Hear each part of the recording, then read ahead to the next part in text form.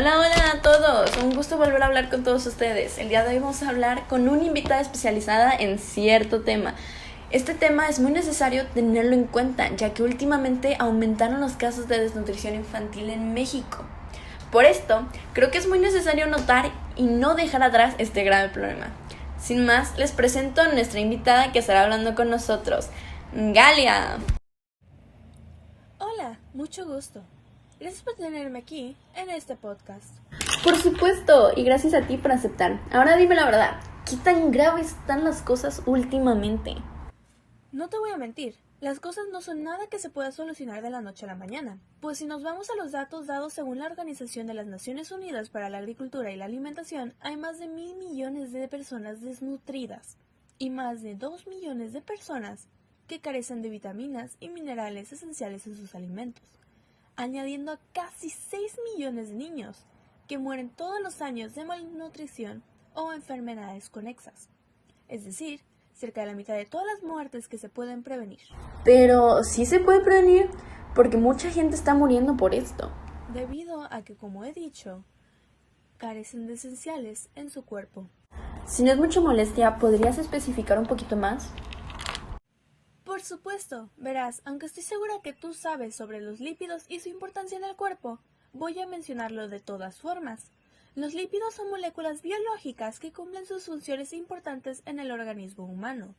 Reservan energía, pues con un solo gramo de grasa pueden aportar 9 calorías al cuerpo. Protegen órganos internos y otras partes del cuerpo. Sirven como vehículo biológico para absorber vitaminas y transportar nutrientes, además que ayudan a mantener la integridad de las membranas celulares, interviniendo en la regulación de la temperatura corporal, y podría seguir hablando de su importancia por horas. Pero creo que ya vas entendiendo mi punto. Los lípidos son algo muy importante dentro del cuerpo. Ya veo, qué tema muy importante. Son muy importantes como lo dijiste, pero ¿a qué te refieres con que carecen de ellos? ¿Podrías especificar un poquito más para que así la gente que nos oye sepa de qué estamos hablando más o menos? Verás, la falta de una dieta suficiente, variada y nutritiva está asociada con más de la mitad de las muertes de niñas y niños en todo el mundo, pues cuando padecen desnutrición son más propensos a morir por enfermedades y presentar retraso en el crecimiento durante el resto de su vida. Lamentablemente, no es necesario un grado avanzado de desnutrición para sufrir grandes consecuencias. Entonces, ¿estás diciendo que la falta de una dieta variada es lo que ocasiona estos niveles altos de desnutrición? Así es, verás, la alimentación de un ser humano debe integrar múltiples aspectos, como los lípidos que ya he mencionado, además de los carbohidratos y las proteínas. Ok, qué importante. Entonces lo que estás diciendo es que los carbohidratos, las proteínas y las grasas son los principales que proporcionan la energía necesaria para que el cuerpo funcione, si no me equivoco, ¿verdad? Sí, y cada uno se puede encontrar en las cosas que muchos mexicanos comen en su día a día, pues el mismo cuerpo no fabrica estos nutrientes en cantidades suficientes, por lo cual debe llegar mediante la comida. Y verás, los carbohidratos vienen de los azúcares, principalmente en el grupo de los cereales, las proteínas de leguminosas y alimentos de origen animal, como frijoles, lentejas, garbanzo, pescado, pollo y lácteos. Y los lípidos vienen desde el aceite de oliva hasta la semilla de frutos secos. Ya veo. Dime, ¿sabes del derecho a la alimentación? Sí, sé que es un derecho todos los elementos nutritivos que una persona necesita para vivir en una vida sana y activa y a los medios para tener acceso a ellos. El derecho a la alimentación es un derecho incluyente. No es simplemente un derecho a una ración mínima de calorías, proteínas y otros elementos nutritivos concretos. Pero muchos presumen que el derecho a la alimentación significa que el gobierno debe entregar alimentos en forma gratuita a quienes lo necesitan. Sin embargo, esto ha llegado a que den la conclusión de que esto no sería viable o que podría causar dependencia, tratándose de un error. Pero, por alimento adecuado se entiende que la alimentación debe satisfacer las necesidades de dieta teniendo en cuenta la edad de la persona, sus condiciones de vida, salud, ocupación, sexo, etc. Por ejemplo, si la alimentación de los niños no contiene los nutrientes necesarios para su desarrollo físico y mental, entonces no es adecuada. Sí, Pero el derecho a la alimentación no es el derecho a ser alimentado, sino principalmente el derecho a alimentarse en condiciones de dignidad. Se espera que las personas satisfagan sus propias necesidades con sus propios esfuerzos y utilizando sus propios recursos.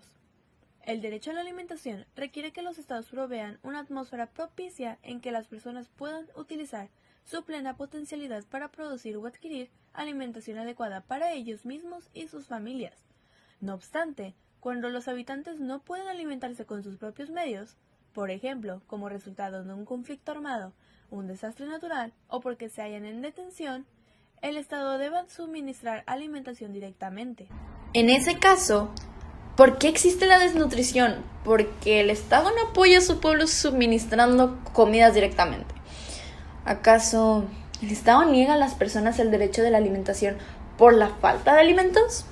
El mundo produce suficiente cantidad de alimentos para alimentar a toda su población. La causa básica del hambre y la desnutrición no es falta de alimentos, sino la falta de acceso a los alimentos disponibles. Por ejemplo, la pobreza, la exclusión social y la discriminación suelen menoscabar el acceso de las personas a los alimentos. Pero el Estado está haciendo algo, por ejemplo, el Pacto Internacional de los Derechos Económicos, Sociales y Culturales requiere que sus estados adopten las medidas necesarias para una distribución equitativa de la oferta mundial de los alimentos en relación con la necesidad. Pero, en el largo plazo, los estados tienen que tratar de facilitar una producción sostenible de alimentos a fin de garantizar la disponibilidad de alimentos para las generaciones futuras, considerando factores como el crecimiento de la población, el efecto del posible cambio climático y la disponibilidad de recursos naturales. Y dime, ¿cuál es la ingesta recomendada de carbohidratos, proteínas y lípidos para la población infantil? Bueno, la distribución calórica recomendada para niños preescolares y escolares es variado, dependiendo de su estatura, peso y edad. Sin embargo, lo promedio en ellos sería de 50-60% de hidratos de carbono, 12-15% de proteínas y 30-35% de lípidos. Bueno, muchísimas gracias, Galia, por tu participación en este podcast. La verdad, fuiste mucha ayuda, ya que pudimos hablar de la importancia de la buena nutrición y sobre cuántas personas sufren diariamente por la falta de esto. Así que recuerden, queridos oyentes, es muy importante comer bien y más si no quieren enfermarse a futuro. Aparte, también estamos apoyando comercios de agricultura y ganadería. Gracias, buenas noches y recuerden, apoyen a productos locales.